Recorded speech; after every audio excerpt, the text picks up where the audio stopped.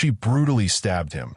But in his final moments, the soul of the poor man was consumed by one haunting, unspoken question, just before the light in his eyes faded forever. What did I do?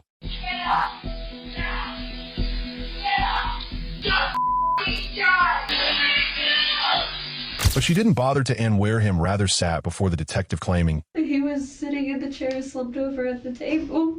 It was cold.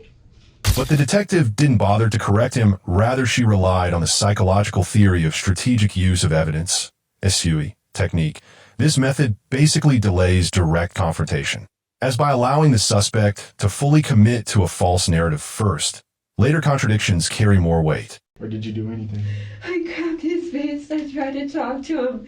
His eyes were open. His pupils weren't doing anything, and that scared the shit out of me. But the pertinent questions are, who is this woman?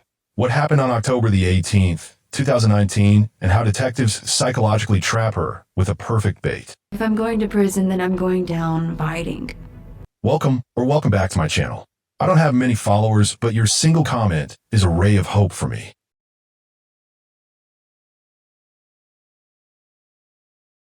On the morning of October 18th, 2019, in the quiet Riverview suburb of Hillsborough County, Florida, the weather was calm and humid, typical for Florida fall. Melissa Turner, a 26-year-old cosplay model, dialed 911 in a panic, claiming she'd found her fiancé, Matthew Trussler, lifeless on their back patio. 911, what is your emergency? 911. I woke up on my board right here. He was outside this morning. He was cold. He was just drinking. He was cold. The address of the emergency. Hello? I need paramedic. Address of the... He was cold. What? Riverview, Florida. Is he awake and breathing? No. And you found him outside? I found him outside the kitchen, the bloody mess. I don't, he's not breathing with me. He's not breathing. Why is the kitchen a bloody mess? I don't know. It was just after 11:30 a.m. when first responders arrived to find Matthew cold to the touch, with visible injuries and a bloodied scene inside the home. Melissa told detectives she had slept through the night and discovered him only that morning. However, surveillance footage from their home and a neighbor's security camera told a different story. What could you hear? What kind of phrases? So I heard, get up. I heard so, and then there was an explicit die. You heard so die? And then I heard, it sounded like a female voice was crying, saying, what did I do? Screams were heard late the night before, specifically a woman yelling in anger. So, upon suspicion, the cops arrested Melissa and brought her in for interrogation, and today we will focus on the psychological elements of this interrogation.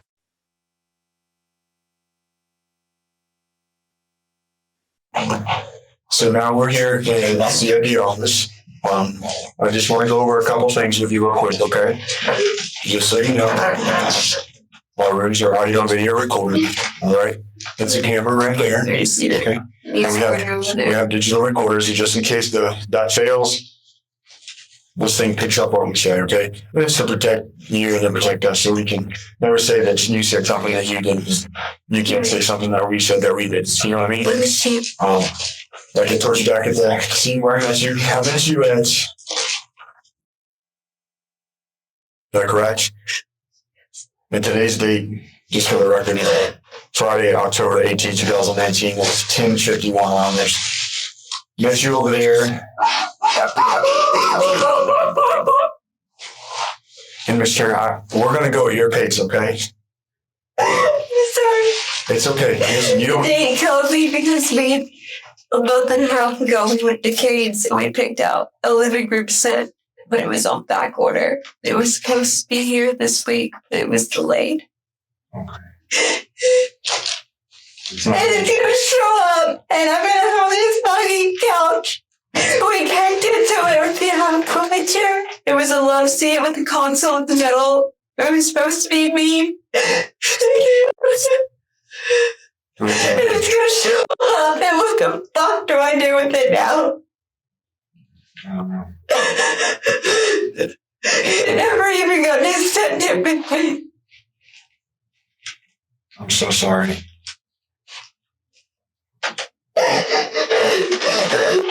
Look, I know this is difficult for you, okay? So we're gonna go, we're gonna take our time.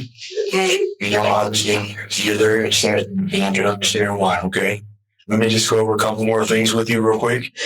I had asked you if you were willing to come back here and talk to us back at the house, is that correct? Yes. And the deputies transported you? Yes. Did anybody put any handcuffs or anything on you? No. All right. Just so you know, the door right there is unlocked, okay?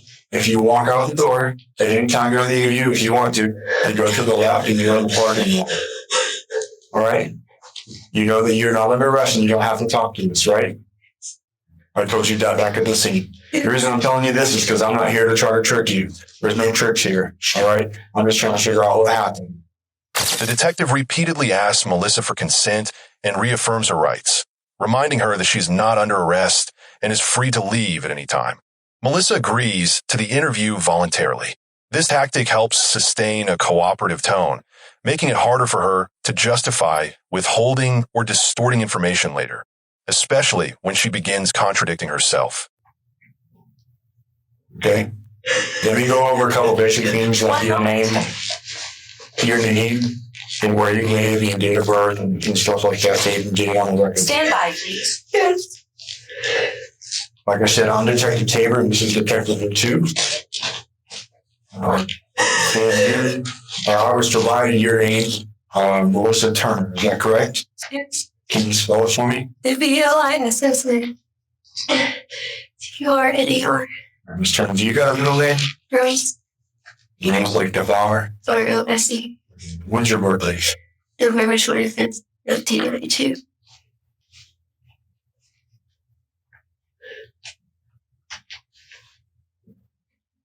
Now, was other than me asking you what your name was at the scene, who you lived there with, did I ask you any other questions about what happened? I don't believe so. Well, I didn't, other than what your name was. But, I know. I just want to make sure that we cover that. That I didn't ask you anything or anything like that at the scene. Didn't the deputies ask you anything call pertaining to this investigation? No, because I told them to talk bullshit to me. Tell me shit. Tell me about things that don't matter. Just kind of keep your mind off what's going on. Absolutely. Yeah. And can you raise your right hand for me? You swear everything you're telling me today is going to be the truth? Yes.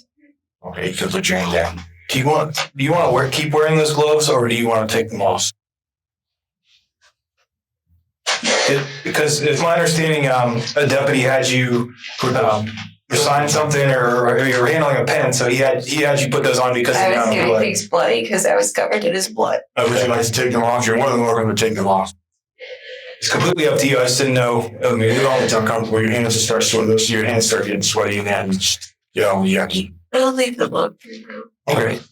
And if I can tell you, just take each one and see that the blood veins.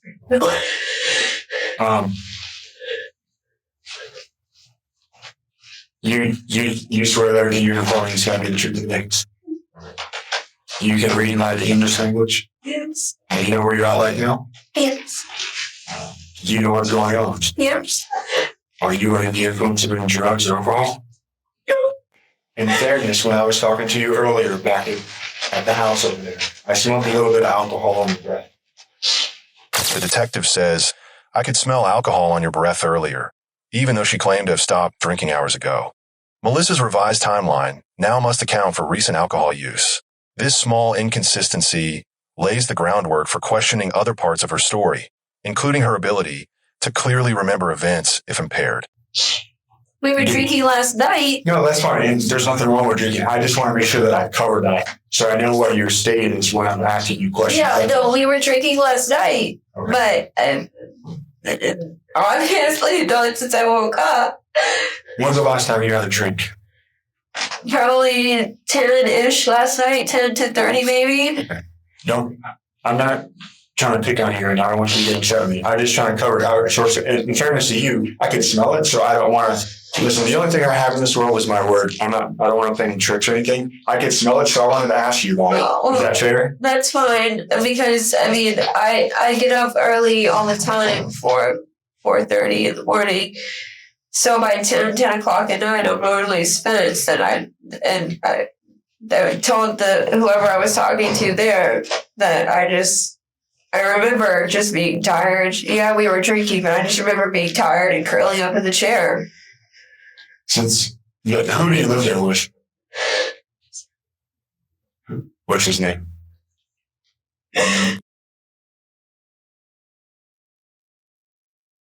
She's from Washington. And you two live there together? We bought the house together. It's only us. When did you all buy the house? For this year?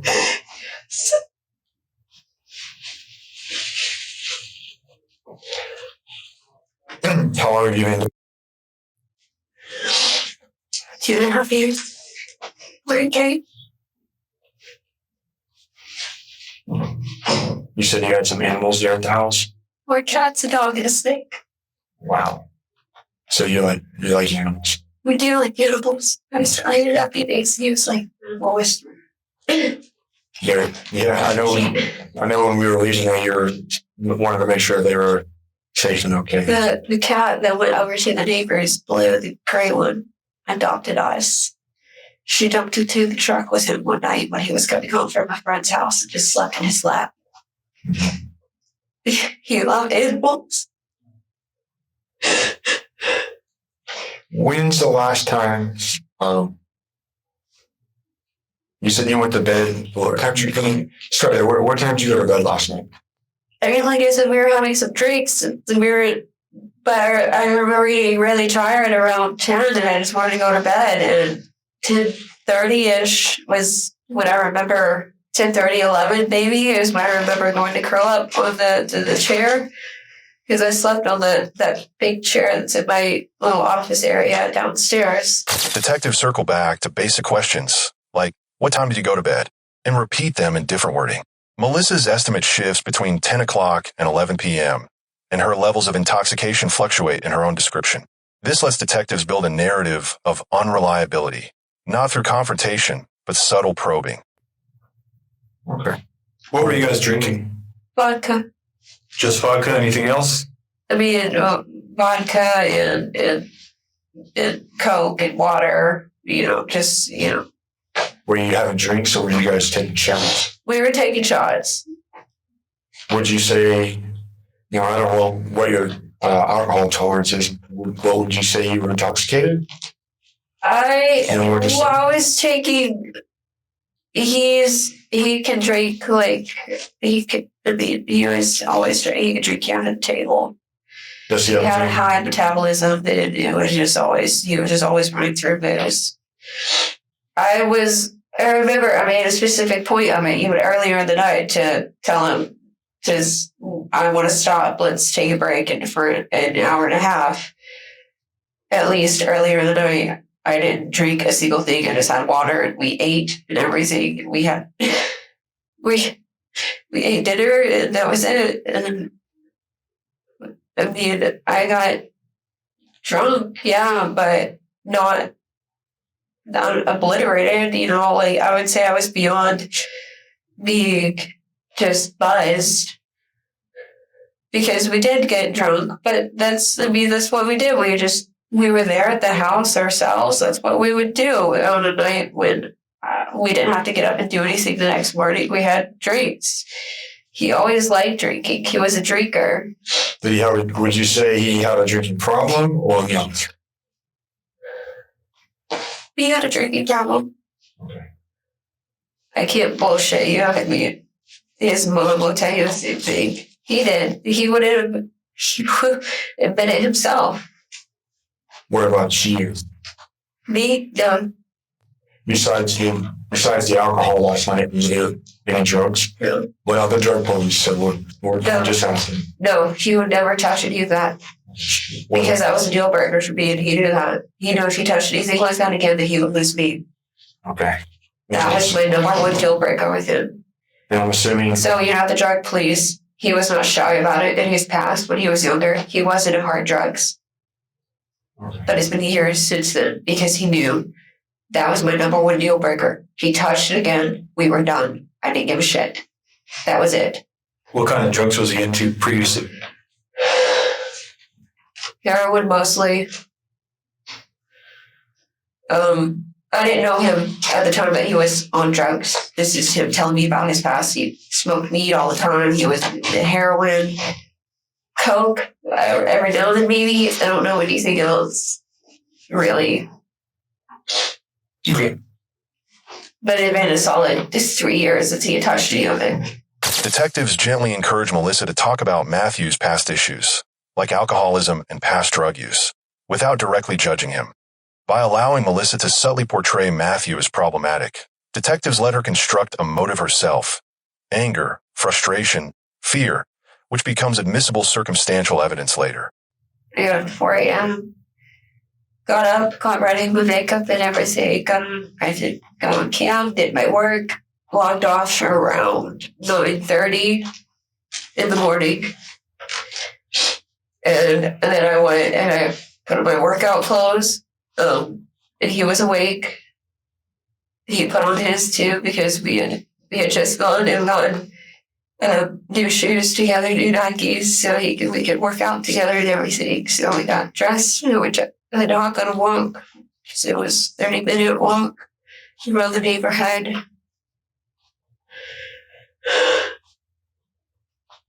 What time do you think you walked the dog this year? Around 10. Okay. 10:30 in the morning. What did y'all do next? So we got back to the house and went out to the garage to work out more. And he stayed in the house. He was cleaning up the kitchen for the dishes, the dishwasher, that sort of thing.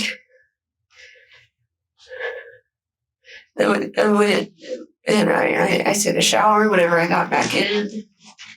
And he got ready. We put on our shoes again. We went to a leave out. What time did you go home and eat us? It was around 12:30. In the afternoon? Yes. I know they're not open at midnight, but I just want to eat. It was real early here after my shower and everything. Where'd y'all live home go? I saw like the wood and stuff in the garage because the garage was open, so I was just curious. Well, they looked a bit in the yard. Oh, yes. And the spikes that came with him were only these little 4-inch things. It was the rain that we'd been out on the ground was so soft he fell right over.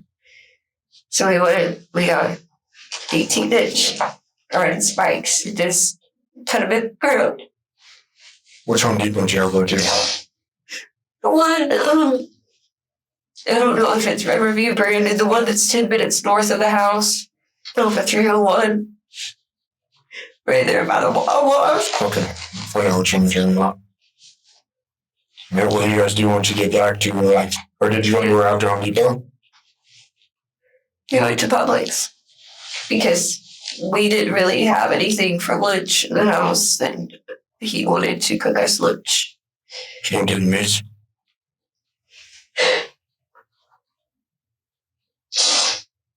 Filet.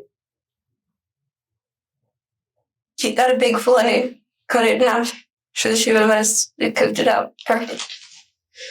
For him, did he cook it out for? Beat him. Oh. His was beanie bread and mine was blue.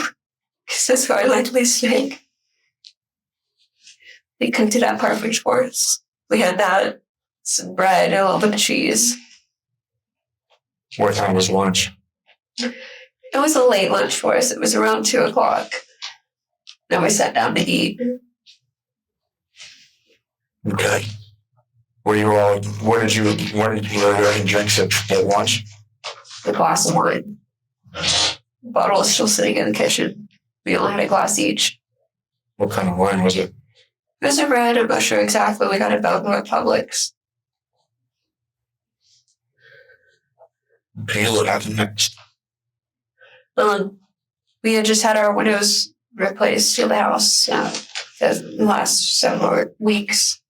So one of the guys from the company came by to put on the last bit of the like covers, sliders, or whatever, that you had to wait until after the inspection was done. At 3 o'clock, he came by to do that. He was right on time, which I was surprised because no one else in the workers, everything, they were always, when they were doing the windows, were still off with their time. They would say tomorrow and it would be next week kind of thing. Yeah, when you're using subcontractors like that, sometimes it happens. So they had to wait to put the screens on, you said? It was like for the sliding glass doors, the covers to had all the screws and stuff. Oh, so just like touch up, finishing that work, guys. Just things that the inspector needed to see was there, right? If you just give the covers on that stuff. Gotcha. Do you know who the company was that came up with the Reese's Windows. Reese's? Yeah, or EECE. Windows. How long did that take them yesterday to do that? 20 minutes, maybe. It wasn't that long. That's pretty efficient. Or you still have that? Oh, yeah, it was the sliding glass door. So, Okay.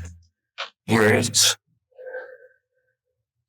Once you know man leaves, what happens next? I had to do some work on the computer, some emails and stuff like that. So I did that until probably 5:30-ish. He was just watching TV while I was doing that. Do you have a computer up in your work room? I do, and I also have one at the office downstairs. Okay. Are they laptops or No, desktops? Okay. Whenever you check your emails and stuff. it was probably 5:30-ish. Okay. I remember like vacuuming, clean up. We have Husky, and vacuuming is part of our daily Lots routine. of shitting.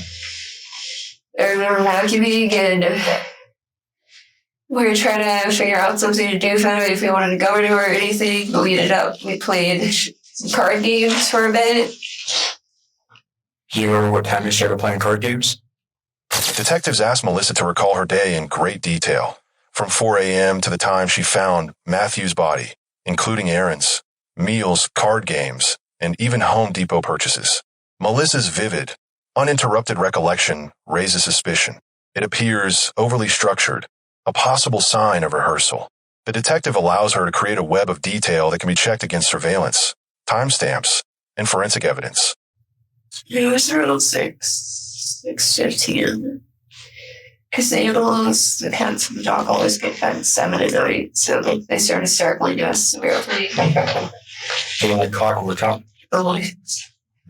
They started to circle us around getting closer to 6:37. So we got up and shut them. And then, Do you remember what kind of games you were playing? Rummy, blackjack, kind of, just anything. The reason I'm asking is because, there's card games and there's drinking games. I don't know if you're all playing drinking games or if you're just playing Rummy or solitaire. We were playing, we played like when it got to, you lost this much, yeah, you take a shot, but after 3 shots, we said, okay, that's not, let's take a break, have some water for a minute. We stopped. Mm-hmm. We did. How long did that credit, when you guys were talking about the vacations and all that, how long did that last? We kind of got lost in it. We were just talking about it, dreaming, having a good time, maybe 30 minutes, just on that. And once you guys wrapped that up, what happened next? Or what did y'all do? We were talking about vacations and money and stuff at the same time, and I feel like I know what happened next. As I've been having a stomach issue lately where I just start burping a lot and I get the hiccups. And from hiccups, I throw up. I didn't get to throw it because he helped me calm down and just control my breathing and make the hiccups go away. And that's what happened next. But for me, it's a really exhausting process. I mean, me hiccuping for 15 minutes. And sometimes it's longer for me. Normally the hiccups can be anywhere from 10 or 15 minutes to it's been an hour of just straight hiccups. And that's annoying as shit and exhausting at the same time. So I'm not sure exactly how long I had the hiccups last night, but I know that started up again. I don't know what it is with me. What did he do while you had the hiccups? He was just there with me, telling me to breathe, to calm down. Was he trying to help you? Absolutely. Breathe, calm down, hold my breath. He was breathing with me, helping me to steady myself. It's still just the two of you there, right? Yes. So you don't know how long that lasted? I'm not sure exactly, no. What do you do? What goes on next? What time do you think you have those hiccups? 10-ish, 10, around 10:15. Is that? I'm sorry. Say that again. 10:15-ish is when they started. And you had mentioned earlier in our conversation that you probably had your last drink around 10. So is it fair to say that you had? Yeah, because I stopped drinking when I got the hiccups because I don't want to have any drink whenever. Those hiccups fucking suck. They're exhausting. I hate them. The detective revisits Melissa's drinking timeline multiple times, each time nudging her to reveal more, from vodka shots, wine, hard seltzers, hiccups from drinking. Melissa initially minimizes her alcohol intake, but through gentle, non-confrontational repetition, detectives get her to admit to drinking more and longer than she first claimed, thus weakening her credibility and timeline. You said it sometimes leads you to throw up. Sometimes it does, yeah. So you don't want to be drinking and then just throwing it right back up. And it's not like a drinking thing for me either. They just happen and I start hiccuping and then that leads to throwing up, and no matter what I'm doing. And it was, I had dick, and then, yeah, because I had the hiccups, and whenever he was like, breathe with me, join this, and he knocked over my Truly. Your what? My drink, my Truly that I had. That's what, yeah. Where were you at when he was We were in the kitchen by the island. Okay. And he was there, and he knocked it over and spilled most of it. How'd that make you feel? And here we had 20 more in the fridge outside. We got him both. A Truly? Yeah. What's the hard seltzer, right? Yes. We got him buy two, get one. So I had plenty of them outside of the garage and the fridge. I didn't care if he spilled it. It didn't matter. I'm just going to eat another. I did, but I could, if I wanted one, just go eat another one. Okay. Did your hiccups and stuff subdue? Did they stop or? They did. He helped me breathe. I had a hiccup that I remember specifically the last one was like a hiccup with throw up. I hiccup threw up, but I made it to the bathroom and in the toilet. It was just a little spit up. Yeah, and then my hiccups stopped after that. I remember I was getting late. And, because, yeah, it was probably, 10:30-ish. Maybe. I don't know. I wasn't keeping, I was keeping tabs on the time. Right. But 10:30 sounds about right. And I remember getting tired. And I just wanted to go to bed. Okay. Did you go to bed? Is that what you did next? I think, you talk when you get drinking and stuff, and he was all out his beers, and I remember he was just still going and talking about stuff, and I was kind of like, yeah, I'm here, but I'm just don't want to go to bed. Kind of like one of those, like, kind of, I'm tired. I'm married. I'm there with you. Why? I know what you mean. You and me both. Instead of asking Melissa for a summary, detectives ask her to recall her evening in fragments, feeding pets, drawing Halloween plans, checking emails, credit card talks, stomach issues, hiccups, etc. As Melissa provides detail after detail, small contradictions begin to emerge, such as mismatched drink types, timing of events, and her state of mind. These discrepancies expose the instability of a fabricated story. So when you're tired, you're ready to go to bed. Yeah. And the other person wants to keep talking. And sometimes you're you're listening and you're doing the old thing on it, but when they say, they ask you a question and trick you, they're like, oh, you're not listening to me. Especially because I would get up so much earlier than him, so like our sleep schedules were off. And then he didn't wake up till 9 or something, that our sleep schedules are always off. And so like I said, 10:30, 11, I'm fucking spent. I'm just like doing that, What was he talking about? I can't. I can't. It was, I was tired as shit. If you don't remember, you don't remember. I don't want to. I think we were just.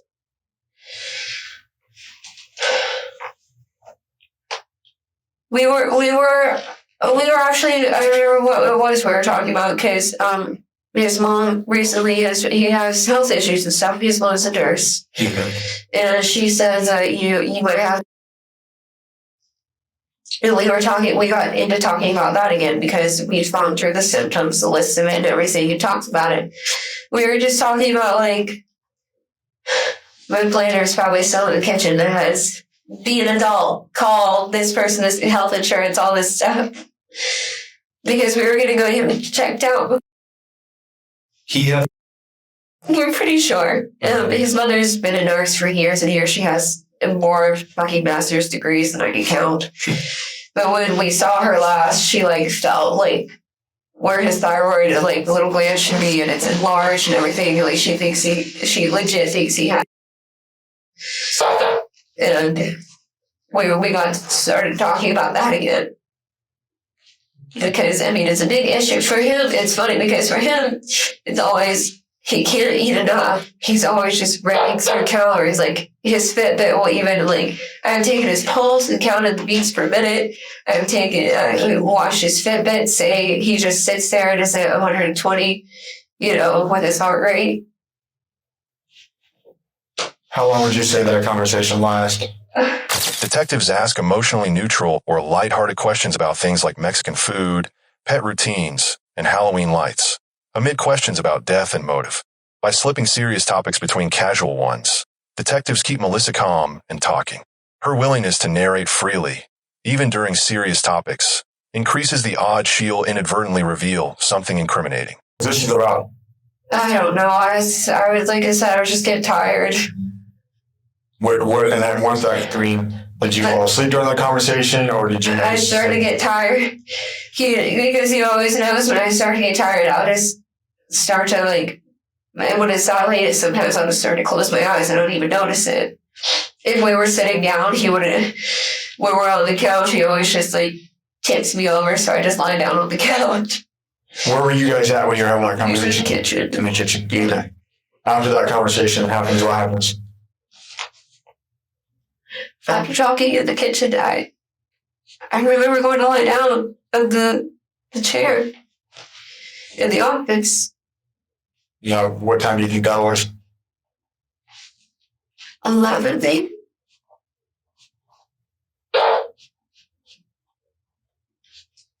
Okay. When you go to sleep, it's still just you and him? Yes. In the house? Okay. Is he awake when you fall asleep? Yes, he's always awake when we go to sleep. Was he in the office with you, or? I don't believe so. I think he was in the kitchen. When he was talking about, that was the conversation about what was he mood then? Was he worried about it? Was he? He was never worried about anything. So he's just generally talking about it because his mom's thought that maybe what he has, or you guys thought that's what he has? He didn't like talking about it because his health issues have been going on for a while, but he shut the bill for everything. But what I'm getting at is while he's having this conversation, is he having it in a panic, oh my gosh, I may have all this stuff, there's all this stuff wrong with me, or he's just telling you about it? This is a conversation we've had many times, and we were just going over again, because we were talking about health insurance and getting to a doctor, because we believe I'm. Because same thing with him, how he fits the bill for that. Same thing with me. The fatigue, the coldness, everything. I can go down the list. I hit a lot of the symptoms, and it makes a lot of sense for my body type and how I eat and work out and stuff. So we were talking about that, the health insurance and that all together, kind of in the same boat. Gotcha. Did you, so you fall asleep in the chair in the office. Did you wake up at all during the night? What time did you wake up this morning? Probably 20 minutes before I don't know what time it was. I don't even know what time it is right now. It's 11:33 a.m. Detectives asked repeated questions about Matthew's mood and emotional state that evening, whether he was stressed, excited, or anxious. Melissa constantly emphasizes how fine and happy Matthew was, contradicting the volatility typically present before a violent event. The over-idealization raises suspicion and suggests she may be fabricating his demeanor to fit a calm narrative. I don't know. I normally don't sleep in. But whatever time, I remember waking up and I didn't see him around, and I saw the kitchen was.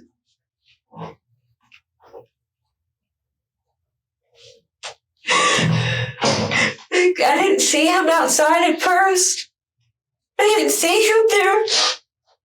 I went upstairs and I checked the bedroom. I thought he went to bed upstairs.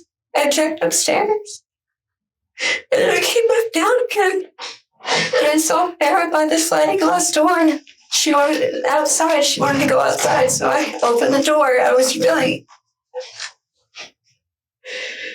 And I just told him. And he was sitting in the chair, slumped over at the table. He was cold. I pulled him to the ground.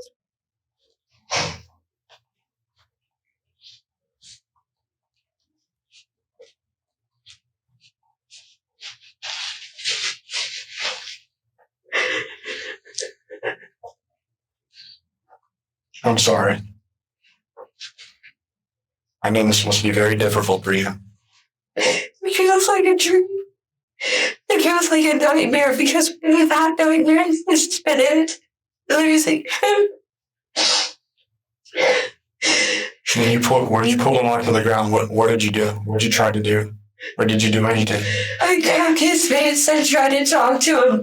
His eyes were open, his pupils weren't doing anything, and that scared the shit out of me.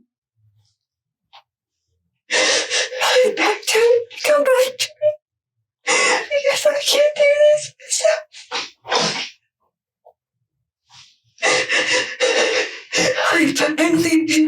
I tried to check her pulse. The detective offers support. I know this must be very difficult for you, but follows it with prolonged silence or pauses, prompting Melissa to fill the void with more details. After Melissa describes finding Matthew's body, the detective pauses just long enough to make her uncomfortable. This leads her to nervously provide excessive and inconsistent detail about CPR, the location of her phone, and the sequence of events.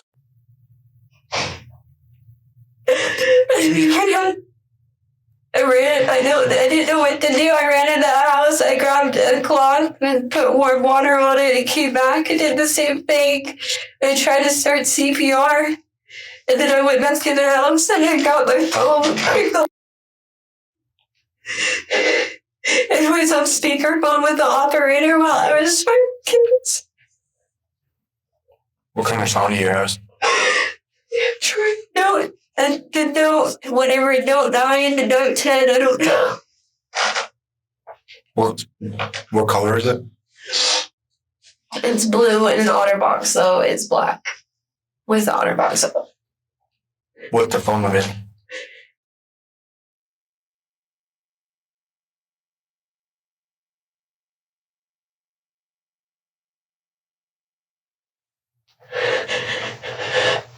Do you know the carrier? Almost in AT&T. Does it have any passcodes? It has a thing, the code is 0925.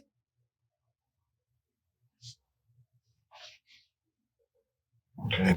You try to get him CPR.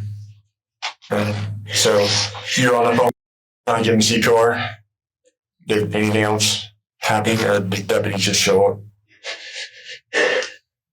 I She said that they were almost there, and I went and unlocked the door. And I went back in him, and then came.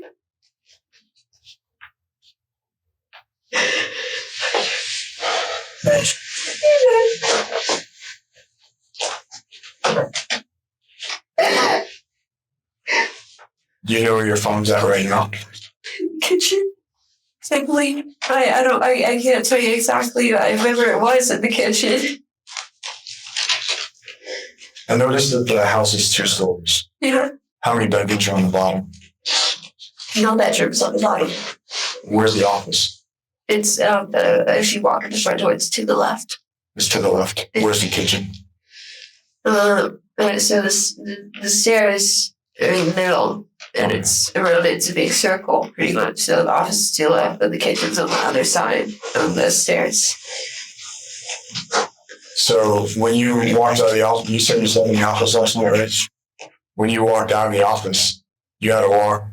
You said you walked towards the outside. You didn't see him out there, right? And then you went upstairs to check. Yes. But you had to pass the kitchen to go upstairs. Yeah. I've never been inside, so that's why I'm kind of asking. So downstairs, there's the office, so the front door and the office, and then there's the laundry, the bathroom, and then the kitchen, and the living room here, and then the stairs in the middle. And I walked around, but I didn't see him. You walked around where? Around the whole bottom stairs. In the kitchen? Yeah, I went from the office to the laundry, the kitchen, to the living room, and then I didn't see him, so I went upstairs, but I didn't see him in bed. Detectives asked her to walk through the layout of the home, where the kitchen is, where she went first, and which direction she walked. Melissa claims she walked through the house and didn't notice the bloody kitchen floor, an illogical claim, given her route. By having her reconstruct the path out loud, detectives subtly highlight a critical inconsistency. What do you think happened?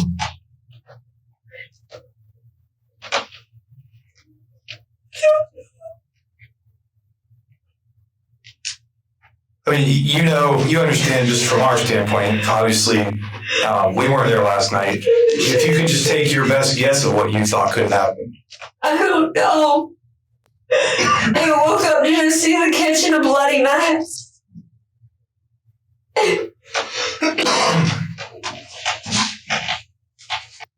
Did anything happen between the two of you in the kitchen to cause that bloody mess?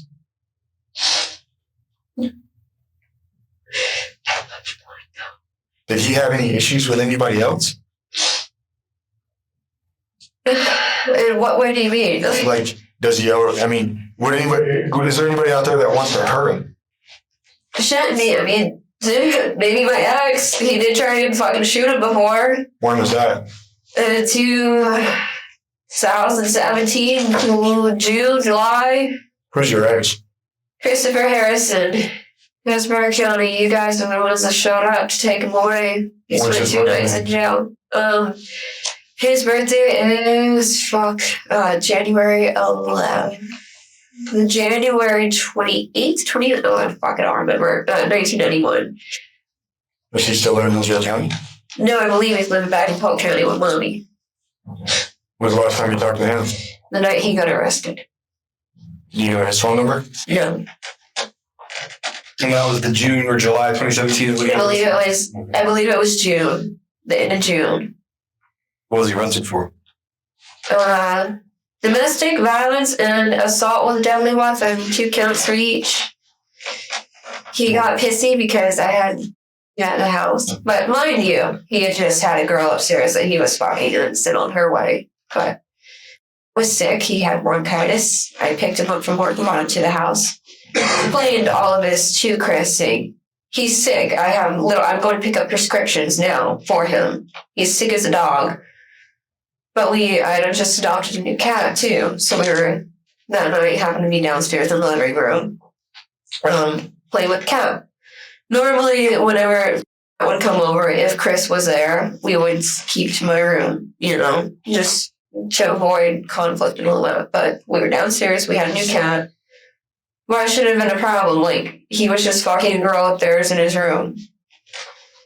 But he wanted to fucking show his dick that night, and he came downstairs and started arguing. And went upstairs because he put on his clothes, he was just gonna leave, but then Chris started yelling at me and back and forth, yelling, and it ended up with me and grabbed me and just started kissing me, and Chris had his phone, funny as shit, he was recording all of it the entire time. It was just recording us kissing, and then he said something, and I turned and looked at him, and then Chris just whipped out a fucking Glock, pointing straight at him, intending to shoot him. Detectives ask, what do you think happened? And later, did he have any enemies? Or could he have done this to himself? Instead of confronting her outright, the detective casually inserts facts that challenge her version, like her route through the kitchen or the bleeding hand. And my dumbass stepped in front of the gun. And then he called the cops on himself. I have the video and everything. This is an intruder in my house. So he got arrested for that because he is just stupid. Is that the last incident between the two of them? Yes. Does Christopher know where you all live? I hope fucking not. Have you told him? No, absolutely not. He tried to message me on like social media and stuff, and I told him basically go fuck yourself. Anytime you try to contact me. Okay. So. That's the last time you physically seen Chris is when he got arrested? Yes. That night. What about anybody else other than Christopher?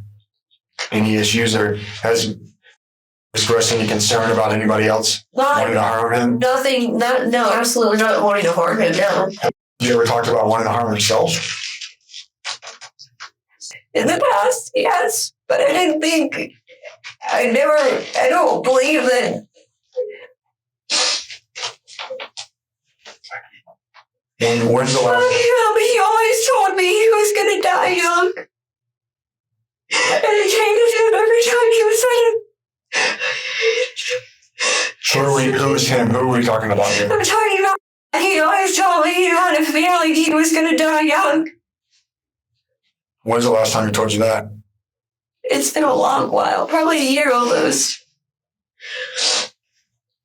He wasn't too happy with himself whenever we first started seeing each other. And it took him a while, but he finally started to apply. He said we were planning going to Key West, to Mexico, and Bali. We had trips we were planning. Did he ever To say bring that his soulmate finger under this stupid glove. We're engaged. We were going to get married. Did he ever say he was going to hurt himself or anything like that? Not really. Did he say anything of that last night? About No. wanting to harm himself? No. Excuse me, one minute. Did he see that? Did he see himself or front or anything? He was stressed. No, but he always did his damnedest to hide it from me whenever he was sad or depressed. So, he did everything he could to hide it from me, even though I could tell there was always a part of me I could tell when he was upset or sad. But he did his damnedest to hide it from me as best as he could. When you woke up this morning, was there anybody else in the house? Yep. When the doors and everything was shut? It's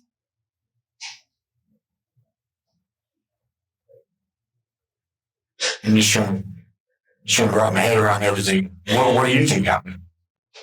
Instead of confronting her outright, the detective casually inserts facts that challenge her version, like her route through the kitchen or the bleeding hand. Melissa says she cut her hand that morning. The detective doesn't correct her immediately, but already knows from security footage that the injury happened the night before. The goal is to trap her in a lie she can't walk back. I don't know what injuries did he have. I saw the 2 cuts on his arms. I know they were deep, but what? Why? I don't know. I haven't left the house. That's what I'm asking you. You were there, obviously. You haven't. Yeah, you're going in. Why are you You're trying to do CPR and help him. I understand.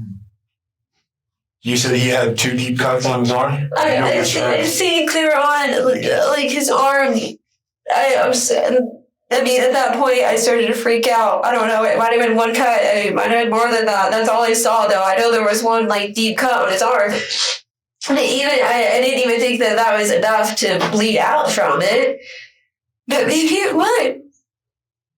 And there was a broken I don't remember the glass breaking. Yeah, there was a broken glass in the kitchen that I walked past. And there was a broken beer bottle in the garage, but that's I mean, I can't attribute that to anything because the way we have the garage set up right now, it's kind of hard to open the door to the refrigerator sometimes, and I drop shit all the time, so I can't. You sleepwalk? No. Does he sleepwalk? No. You pointed to, just a second ago, you pointed to your right arm. Is he right-handed or left-handed? He's right-handed.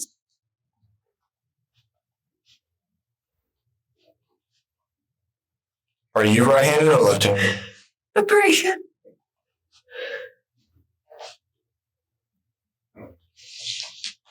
Did you see any other injuries anywhere else?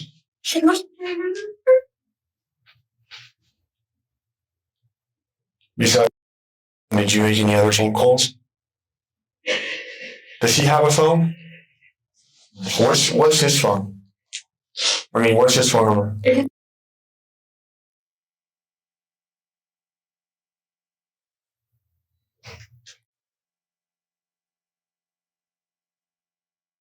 Did you use your phone?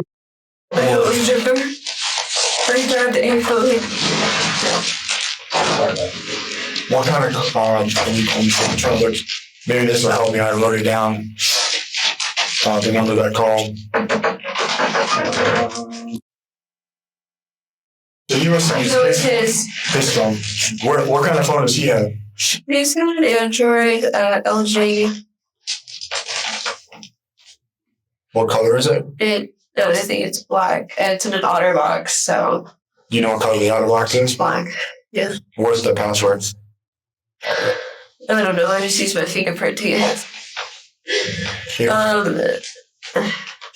At the end, the detective summarizes Melissa's entire timeline, feeding her back her own words in chronological order.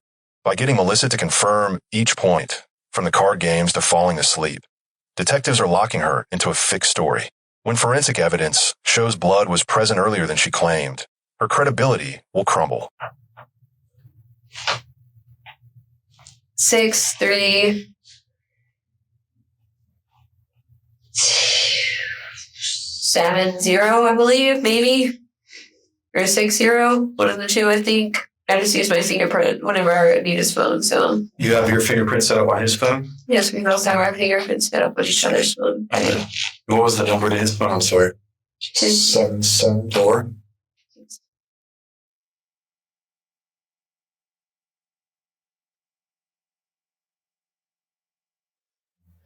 You know, has he got Sprint as well? He has Sprint, yes. I believe. Or, yeah. Are you all on the same plan? No, we're not. He's on AT&T. I think he's on Sprint. No, Verizon. I believe. I think I shouted him plenty of times that we need to just get on the same plan because it would be cheaper. Oh, well, there's.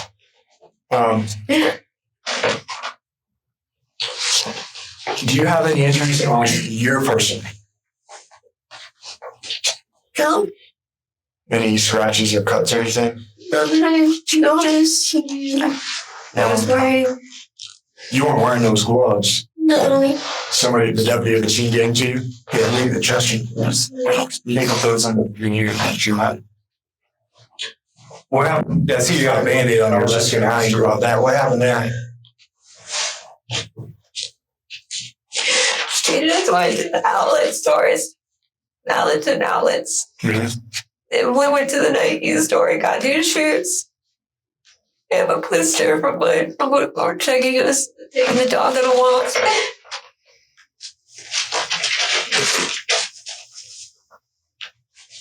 Where's the blister at? I can take the Band-Aids off. I'll keep it on for a second. What we'd like to do is that we're going to have a young lady or come just photograph you, take some little photographs of you. And when we get to it, we'll what happens in you with that, so we can make sure that's okay. Would you mind taking I did grab the glass, though. I was going to say, would you mind just taking those gloves out for me? And you put it right next to that. Yeah, I have a little kind of but Can we see your where you're going to? right there. And that's from what? I think it's from grabbing the glass. Because I know there was the broken glass this morning. I'm sorry, this morning it's not the clearest thing in the mind. Wait. You know what? Where? I remember it was a hard rock glass, I believe, in the kitchen. And I think I picked up a piece of it on the floor.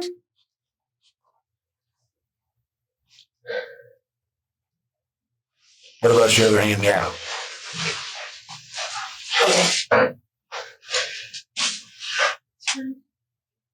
I don't want to get all up in his girl. Can you just put your hands up just like it's in here? Where's and yellow stuff my hands was just what? Every week and a half ago, I grabbed a hot pan and started reading. So yeah, I can see a little bit of this over here. It's so tender. And when I broke my hand, that was my own dominant fault. I just grabbed a hot pan. I think. Let me see your ring. That's your guys' engagement ring? Well, I'm cute as well. He was saving up to make a formal proposal to me whenever he could afford the ring that he knew I wanted. I told him I didn't give a shit about that, but he wanted it to be perfect for me. So this was more of a promise ring than anything. It was a step between his official proposal to me. It was... Detective compliments a ring, empathizes with her burn injury, and speaks in a gentle tone, even while photographing her hands for injuries. Melissa complies with showing her injuries and voluntarily discusses how she got them. But the warmth is deceptive, because each explanation is being evaluated against known video evidence and autopsy results. Can I see your earlier Inclusivity.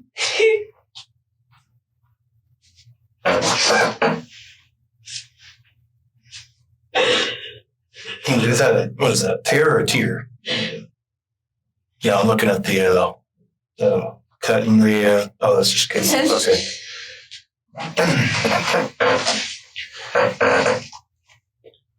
Do you have any other injuries to your arms underneath your sleeves at all? So these sleeves don't really come up, so if there was, there would be a cut on the shirt. Is this the same outfit you woke up in this morning? And is this the same one you guys? This one is wearing last night, yes. Okay. So you went to bed at night, you woke up at night, you haven't changed or anything? Yeah. I was wearing a t-shirt yesterday and it was cold. So he gave me his shirt to wear. I want to ask you just a couple of questions. That may be they're hard for me to ask, but I don't want you to take offense to them, okay? These situations, our job is to gather all the facts and try to figure out what happened, all right? So you're not the first person who I ask these kinds of questions to. Yeah. But I have to ask them because I want to figure out what happened. Okay?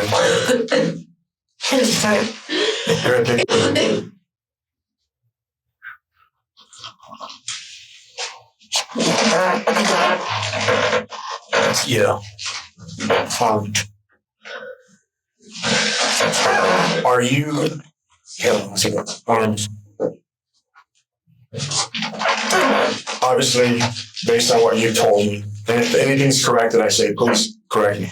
Based on what you told me, it was only you and Matthew in the house last night. You guys were drinking throughout the evening, taking some shots. You guys fed the cats around 7. You took a little break. Then you started drinking again, playing some card games. Started talking about Capital One. Yeah, the card games are earlier in the night, but I mean, yeah, it was just card games. It was just kind of a chill night. Like, yeah, we played some games, we talked, and just. You fall asleep around 10:30, 11 in the chair inside the office, which is downstairs, right? And you woke up this morning. You come out, you don't see him, but the kitchen's in a bloody mess. And you find him outside sitting in the chair. You try to give him CPR, but you call 911. You don't know what happened to him? Was there any fighting or arguing last night? Do you all have a history of any kind of fighting or arguing? No, nothing. I mean, couples argue sometimes. We never really fought. We would argue. Have you guys ever been physical with one another? No. Not sexually. I'm talking about like physical fight. Physical fighting. As physical as we got, it would be one of us having to fucking say, like, if we got too drunk, just sit down and chill out kind of thing. Like, it wasn't hitting, pushing, anything like that. It was more just like, sit down and calm down. Detectives repeatedly asked Melissa about the same events, whether there was an argument, if the garage door was open, and whether the kitchen was clean at night. Melissa initially denies any argument or blood in the kitchen. Later, she admits there was yelling and a lot of blood. These shifting accounts allow detectives to highlight inconsistencies without direct confrontation. She did drink a lot, yeah, and there were times where I had to, like, make him just stop and drink water, you know, kind of be like, you don't drink any more liquor, just sit down and you know, here's a fucking bottle of water, chill out kind of shit. And he would normally just fall over on the couch and fall asleep. That's why I checked downstairs, because I thought he was just asleep on the couch. So there was no arguing last night? No. We were having a great time. Was there anything physical, violent? He was never violent. Not to me. Were you violent with him at all? You didn't push him or punch him, scratch him, anything like that? He didn't do anything to you? No. We were never like that. I mean, like I said, couples argue, but we never got to that point. We'd yell at each other, we'd go to bed and wake up and be like, fuck, I was a dick, I'm sorry. And that was the end of it. Like, we'd move on from it. So nothing happened last night for him to get upset or violent with you, right? Was there anything that happened or that would cause you to get violent with him? No. Did you do anything to harm him? Do you know who harmed him? Before the cops showed up, did you move or remove anything from the house? No. Did you go anywhere? No. Talk to anybody from among you guys when you call 911? No, the only thing I cared about was him. Do you guys normally keep your garage door open or closed? It's normally closed. Was it closed this morning when the cops got there? Yeah, I believe so. I think it was. This morning was a blur. I can't remember. Okay. I'm sorry, I can't remember. When you guys go to and from the house, do you use the front door? It depends. Sometimes we use the front door. Sometimes we go through the garage. It's really up to me. I mean, we do either one, depending on what we're doing. But just recounting your day yesterday, the last time you get home is when you guys come home from Home Depot and Publix and make the lunch, right? Yeah. So at that point, do you know if the garage is ever closed or open? I remember it was open because I opened it when I was yarding out. And whenever we went to leave for Home Depot, I made a comment about it and he forgot to hit the button. So when we came back from Publix, I remember it was open because I told him, I was like, you didn't close it. And he was like, yeah, it's my bad. I just forgot to. Well, I'm saying once you guys got home, though, throughout the night, did it get closed at some point? I don't know. We were in and out of the garage because we were trying to figure out the fog machine thing that we got with the hose and that little Halloween decoration thing. And Detectives reintroduce earlier parts of her timeline, including her statements about the fog machine, the garage, and when she last saw Matthew uninjured. Melissa forgets key things she previously stated, like when she last saw Matthew bleeding. When confronted with prior claims, she pivots again, creating a contradictory trail of memory lapses. So I can't say, but I think so because normally we kept it closed because our cat, I do remember it was closed. Okay. Because probably around 10, I do remember this now, we couldn't put eyes on Blueberry, the little gray cat. She likes to wander, go outside and all that. I thought she might have gone outside, but she was in the garage. So I do remember the garage door was closed. Just to keep her in? Yeah, because sometimes you open a door and that cat is like lightning right behind you. She wants to go outside so badly. So you can say about 10 o'clock last night, you can say for sure the garage is closed. Yeah. Okay. So let me ask you, I think this might be about the last question we have. You may have some more.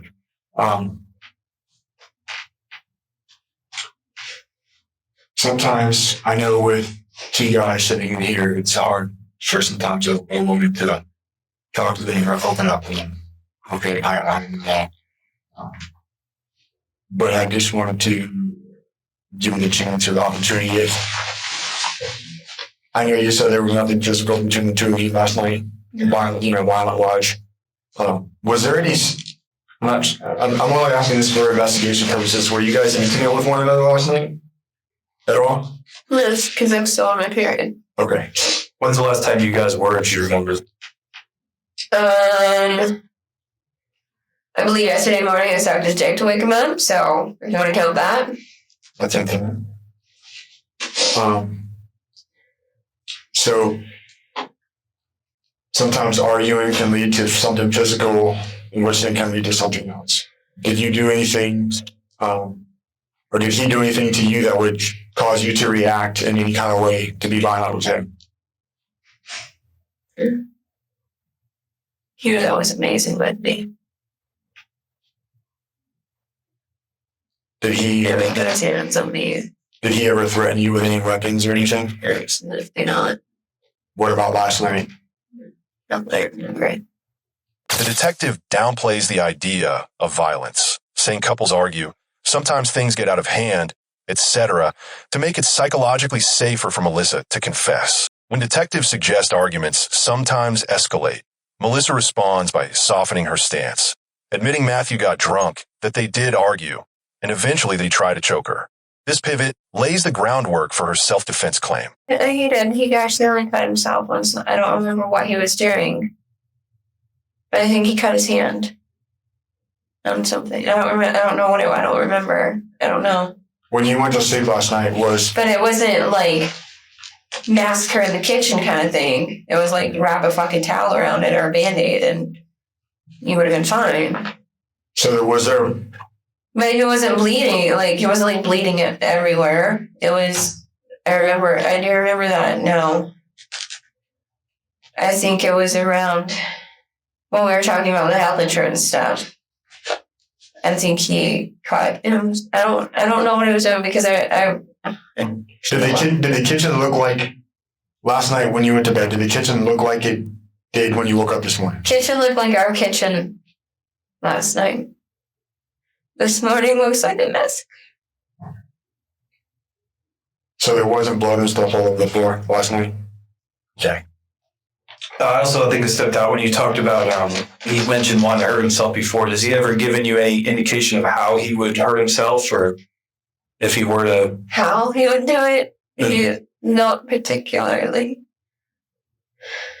He just, in general, talked about wanting to hurt himself, but never told you a plan or anything. He tried to not get too specific with me because he knew what it was going to be.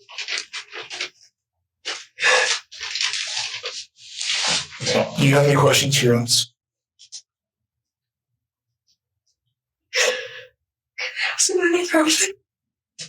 I don't think we can administer any medications just because.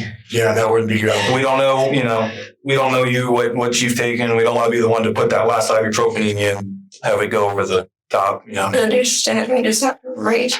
Headache. I feel like all of this is still a bad nightmare. What I'd like to do is I'd like to get some photographs of you, okay? And since you got, I'm going to put it all over you. They're not the most comfortable clothes, but I'd like to take your clothes and trade you out some other ones. Where you have, right now we have detectives at the house, okay? Where are you from again? Carolina. All right, do you have any family that's local? Do you have any friends that you can go to their house and hang out? We can get you a ride there. One of the neighbors or anything like that. I just got into a fight months ago with my friend. And I don't really know any other. If you can get in contact, I would like to go with him. Well, we can try to do that. Do you know his phone number? I don't, but it's in his phone. Okay. Who is that? His brother. Okay.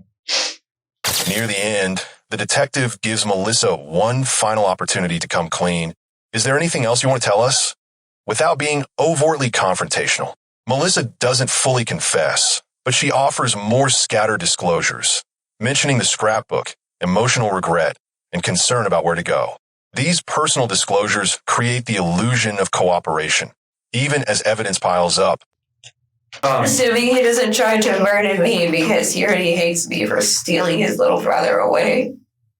I don't mean that in a literal, like, he is, last time I spoke to him, he was mad at me though.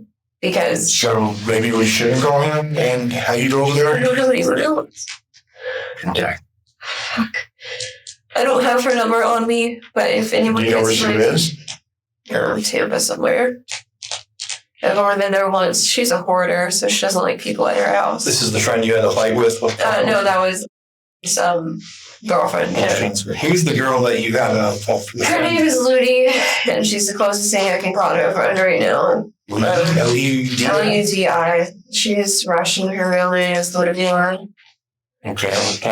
You know her phone number, or is that in your phone? It's in my phone, but if you can get her and call her. She's local enough to maybe she'd take you in when we explain to her what's going on. What's her last name? Fuck. I can't even think right now. Fuentes. F-U-E-N. Fuentes. Yeah. Did you address the book? I forgot we mentioned it. We talked about it briefly when we were there, just because you were bringing it with you and wanted to bring it. Could you explain more what that book is, or mind opening it? It's because he had me sit down in the office to talk to me at first, or to calm me down anyway, to get me away from me. Because where I was sitting, I could see. So the deputy, the one who... So he put me in the office instead before taking me outside to the garage. Okay. And I made this for us this year on our anniversary. Because it started us from the times that we first met. So it's kind of like a little diary of you guys' relationship. I see some photos. That's him and you in there. Her friends Kirsten, Vegas, Philadelphia. We went to Cuba together. Mexico. That's our dog. That's our husky. That's my favorite keywords. Yeah, we have 4 cats. That's when we bought the house in January. January 4th.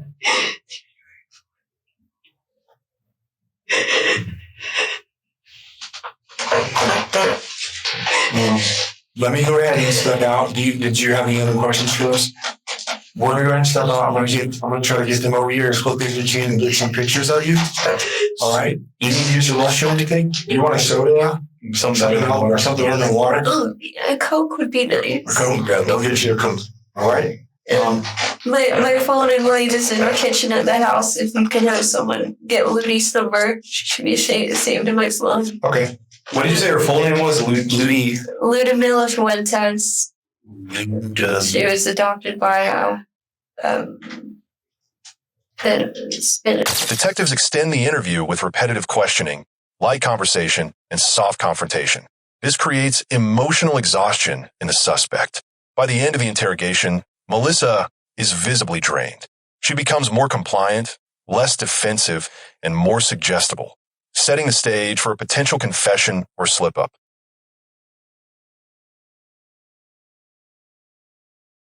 During Melissa Turner's interrogation, detectives maintained a calm, methodical approach to gradually expose inconsistencies in her story. She initially denied any argument or violence, but under subtle pressure, eventually admitted to a verbal altercation and later claimed self-defense. Detectives used repetition, timeline reconstruction, and contradiction probing to highlight gaps in her narrative, particularly about the blood in the kitchen, her hand injury, and Matthew's state. By the end, Melissa had shifted from complete denial to an evolving version involving choking and a knife. The detectives successfully locked her into a story that would later be disproven by surveillance and forensic evidence.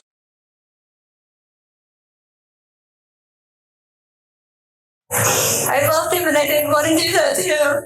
Melissa Turner has come a long way from her days as a cosplay model. She is now a convicted killer.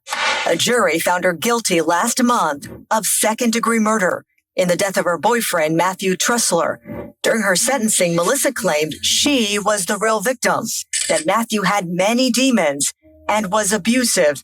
She says on the day of October 17th, 2019, he attacked her first, and she fought back. I didn't want to do that to him. The last thing that he wanted to do anyway, because he always tried to hide everything, his drinking, his mental health, and how depressed he was. He tried to hide it from everyone. The last thing that he would want was for the world to know any of it. Melissa Turner was sentenced to 20.5 years in prison after being convicted of second-degree murder in the 2019 stabbing death of her fiancé, Matthew Trussler. The case drew national attention due to Turner's background as a cosplay model and the disturbing details surrounding the crime.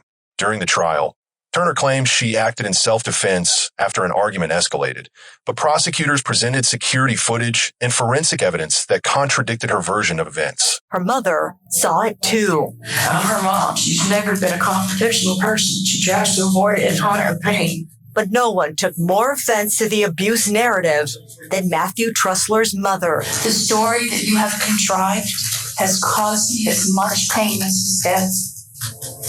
You and I both know that Matthew was the best thing that ever happened to you. This is not a story of a poor innocent girl. This is a woman who intentionally isolated and manipulated a good kid. Avoided him as loving, supported his family. Last word went to Tampa Judge Samantha Ward. This jury did not believe her claims of self-defense. Nor does this court. And with that, the former model will spend 20.5 years in prison.